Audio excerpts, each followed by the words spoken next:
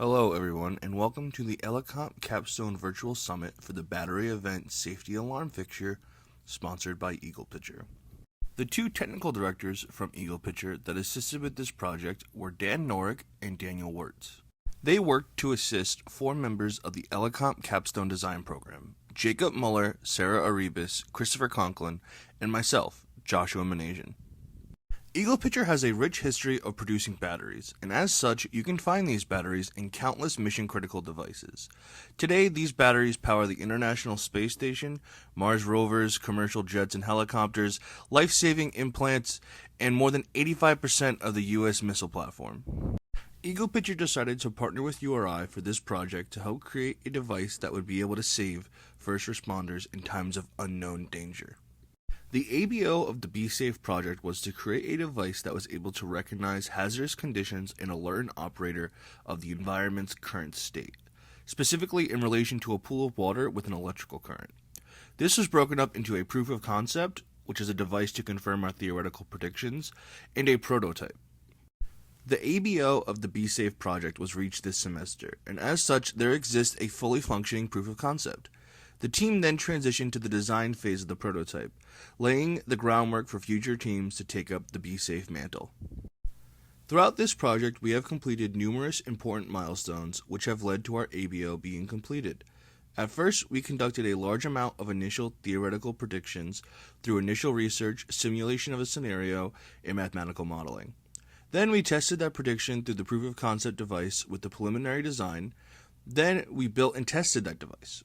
Finally, we prepared for the next iteration of the project by beginning the prototype design phase. Meeting our ABO in designing the Be Safe device means that EaglePicher can eliminate the risks associated with a battery at fault in a pool of water. This can benefit EaglePicher through added safety of its users and first responders.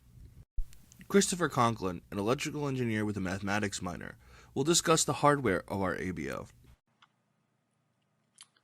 Here we have a simple block diagram of what our proof of concept and or prototype would look like, going from a load section to the A to D converter to a microprocessor and finally to an input-output device.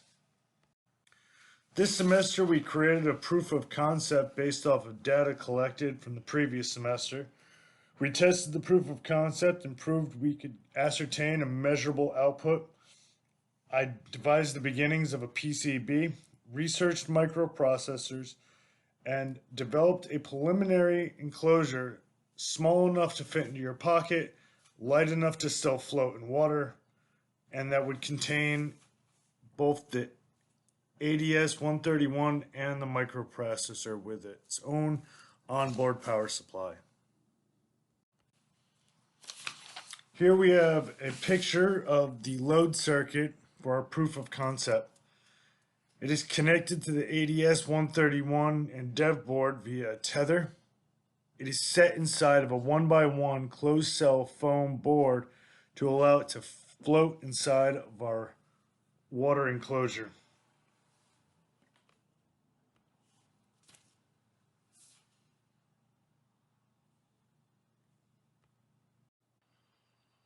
This is the schematic that we have currently for our proof of concept.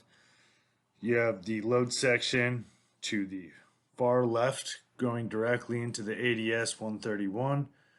At the very top there is a clock, which is an 8 megahertz clock feeding into a flip-flop, allowing you to have a 4 megahertz clock. Below that is the nano every, and underneath that is the LED output device. The nano every can be substituted with a nano BLE, which allows for added functionality, i.e. Wi-Fi and Bluetooth, but still remains within the same package size. Last, we have the PCB itself. It is a 4-layer board with components on the top and bottom layers. It has a ground layer and a 3.3 volt layer. It was made to fit inside of a 3-inch by 3-inch by 1.5-inch enclosure and still be light enough to float. It has a 2-cell LiPo battery providing 7 volts to the Arduino, which provides, through the Arduino's board, a 5 volt and 3.3 volts to all other components.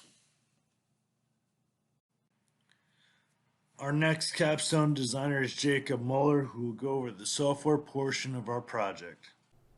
As the computer engineer on the team, my individual contributions include preliminary and proof of concept testing, researching hardware, and designing the software parts of the project. These aspects are vital for the creation of the proof of concept and the design of a prototype device that detects hazardous conditions in water. My role during the proof of concept testing was measuring the voltage values being read by the analog to digital converter, or ADC. This was tested by connecting the ADC to a computer using a graphical user interface provided by Texas Instruments, the manufacturer of the ADC. The testing proved that the ADC was able to accurately detect voltages in 2 different types of water, tap water and salt water. Last semester, the team chose the Raspberry Pi Zero in place of a microcontroller for the proof of concept device. After further research of microcontrollers and discussion with our technical director this semester, the team decided to switch from Raspberry Pi to Arduino for the prototype. EaglePicher is familiar with the Arduino platform, and utilizing Arduino could save the company money if they decide to go forward with manufacturing the prototype in the future. We specifically chose the Arduino Nano due to its smaller form factor, lighter weight, and lower current draw compared to other microcontrollers. After selecting the Arduino, the team started designing a program for the prototype. The first step for software design was to create a programming flowchart. This was essential as it helps the team understand how the Arduino Nano should be programmed. This flowchart shows the primary functions needed, such as waking the device, setting up ADC registers, reading voltages from the ADC, and lighting an RGB LED strip, either red, yellow, or green, to indicate whether the voltage in the water is hazardous or not. Pseudocode was written for the program functions using the flowchart. After this was completed, the team began writing the Arduino program for the prototype. Sarah Arribas, an electrical engineer with physics and mathematics minors, will discuss data and mathematical models. Hello, today I will be discussing the data we found out from our experiments and what it says about the voltage distribution in water. To initially develop ideas for how to implement a sensor, we determined what kind of distance we might be working with in order to keep any operator safe from any danger. I used the research conducted by the team on what constitutes a dangerous situation to model the distance a person is from a high voltage battery in water as a function of current seen through them. This distance showed that the magnetic field induced by the current in water was too small to be detected. Because first responders have historically used AC signals, we might think a rotating sensor to simulate one may prove to be useful. However, in our experiments, we found the voltage was too unsteady and the voltage difference wouldn't be great enough for us to be able to tell. We also found that point-to-point voltage measurements were the key in detecting the DC field. So in conducting point-to-point measurements, we mapped out both the absolute voltages with respect to ground and the differential voltage in our 8-foot by 8-foot box setup to see what kind of voltages we might be working with. Here shown is the 3D mapping of the data we found. Once the proof of concept device was ready for water testing, we took the voltage readings across the ADC and mapped them to compare to our original measurements. The ADC was seeing higher voltage differentials than previously shown because the size of these measurements became smaller and it could get closer to the leads of the power supply in the water. And the voltage measurements were taken touching the bottom of the box while the ADC leads were floating. And with some scaling in MATLAB, we could take some of the input values, such as values in the resistor network and the size of the device, to predict what kind of voltages would be seen by the ADC in these conditions.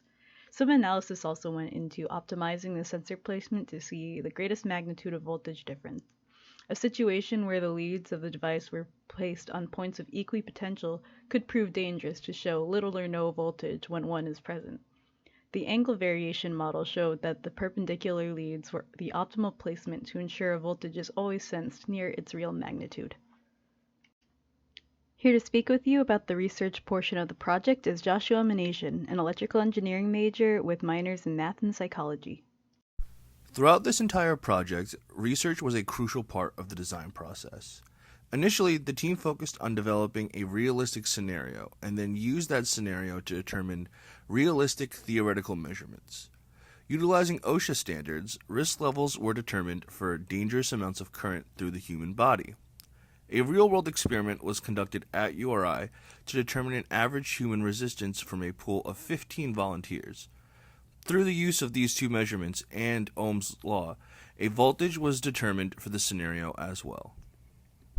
These can be seen to be approximately 17 milliamps of current, 2,500 ohms of resistance, and 40 volts of DC voltage. For the proof-of-concept device, research was conducted into a method to safely protect the circuit in high DC voltage environments. The device would need to both be able to withstand 1,000 volts DC and still correctly measure 100 volts DC. The team attempted to utilize a human resistor network in a voltage clamping diode circuit, but eventually settled on an attenuating resistor network. This network would allow for the device to be shrunken down and manipulated to represent a gain factor between the network, the size of the device, and the actual measurement. It proved to be more versatile than the other two methods. Research for the prototype was twofold, beginning first with added functionality when compared to the proof of concept. It was important to think about any added functionality from two perspectives: the market's need and the device's ability to support it. Too much weight and the device wouldn't float, and having a sensor that was useless to the market would be counterproductive. As such, a salinity and depth sensor were decided to be impractical, while an LED and piezo alarm were decided to be beneficial ways of communicating results to users.